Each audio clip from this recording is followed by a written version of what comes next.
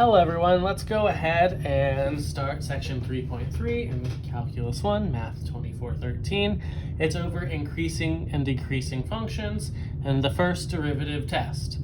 So again, chapter 3 is all about applications of the derivative. So we're going to kind of take the last two sections, 3.1 and 3.2, and put them together to see how they can be extremely useful, in particular for interpreting curves and functions and how they behave. So in 3.1, we saw extrema on an interval and could use them to determine maxes and mins, even using endpoints. But in 3.2, we saw how we could guarantee that these extrema were central depending on if we had something that was continuous and differentiable.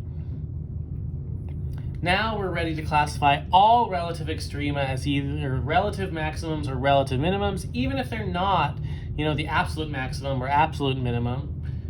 It also allows us to analyze functions without creating an interval, so analyzing them over their whole domain. But before we do that, we have to kind of review what it means to be increasing or decreasing. And what I expect is most of you visually know what it means to be increasing or decreasing, but we would kind of like to look at it from a definition standpoint. So function f is increasing on an interval for any two numbers x1 and x2. If in the interval, if x1 is less than x2, that implies f of x1 is less than f of x2. So as you see, as the value moves from left to right, the y value increases. Is there a general understanding of increasing when we look at it visually? From left to right, it goes up. Similarly, decreasing does the same thing, but as you go from left to right, the y value actually goes down. It should be that f of x1 is greater than f of x2 for decreasing. Anyway, the idea here is, again, as you go from left to right, the y value is getting smaller.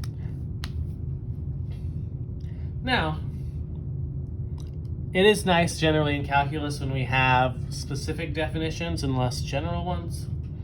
We tend to think of decreasing functions as areas where there's a negative slope, this is going down from left to right, and increasing areas where the slope is positive.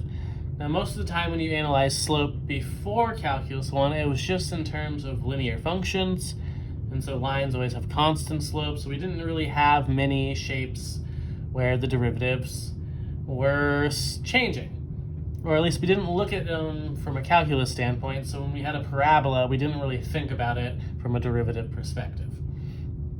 Now, of course, derivatives can be zero. You can have constant derivatives as well. So this brings up an incredibly useful theorem moving forward, 3.5. It's called the test for increasing and decreasing functions.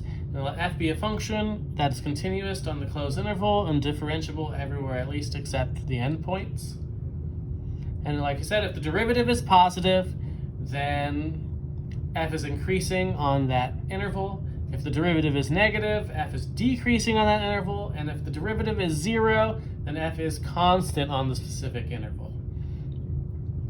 More importantly, though, you will see that it's very similar to finding roots. If you remember to how algebra works, or if we did inequalities, for example, particularly in college algebra, what we had to do was find the zeros, and then we used like a sign test by plugging in values either to the left or to the right of our critical points in this case to determine if the derivative is positive or negative for that whole interval. The reason we can use 1 point to determine if the whole interval is positive or negative is that, remember, the only way to cross from positive to negative is either to cross 0 or to cross where the function is undefined, and both of those would be critical points, so we can use critical points to section off our domain into pieces. So let's start by finding the open intervals over which the function is increasing and decreasing.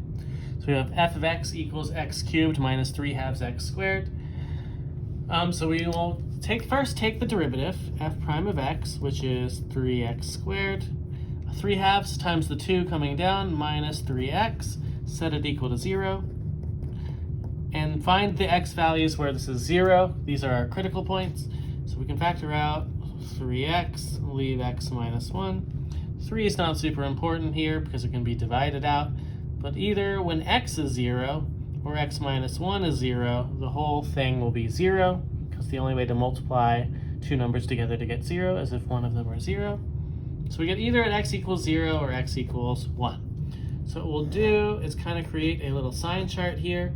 0 and 1, we know the slope is 0, so at those points, then it should be neither increasing or decreasing.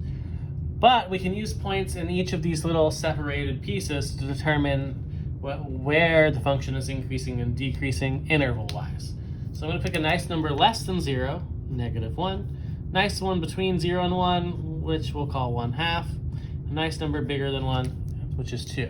And we're going to plug them in to the derivative.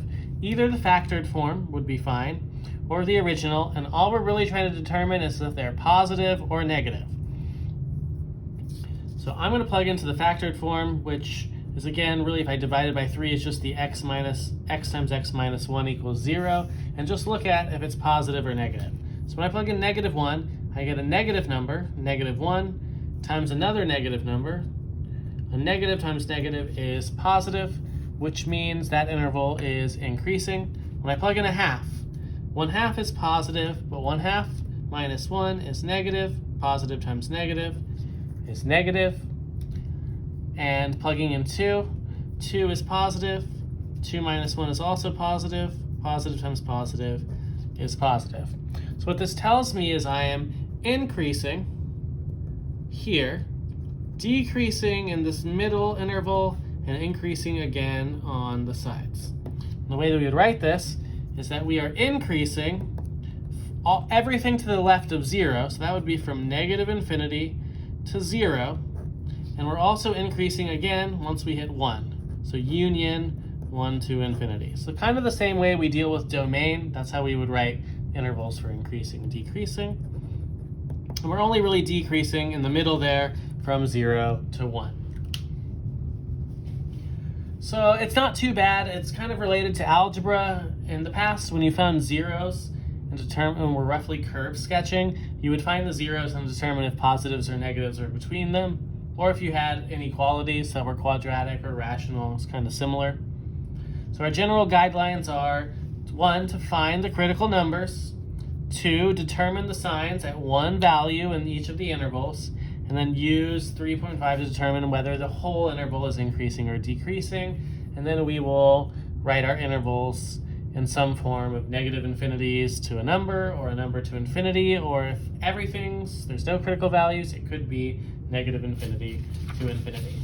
And we'll continue talking about the ramifications of this in the next video.